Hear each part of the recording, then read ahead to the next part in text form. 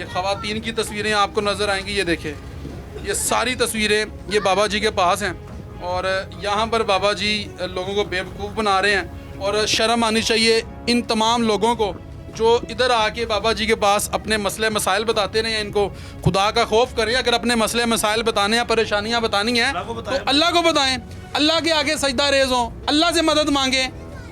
अगर मुश्किल आ गई है तो अल्लाह पाक की ज़ात कुरान ने फरमा रही है मुश्किल के बाद आसानी है। और ये काला इल्म मारने के लिए तस्वीर है, ये ऊपर काले ये मारने के लिए है बाबा जी। अच्छा ये बता तो दें ये किस लिए है, फिर आप मुझे बता तो दें। कुछ भी नहीं है भैया, जान दे तू। अच्छा ये किस लिए है, तेरी मेहरबानी है, जान दे।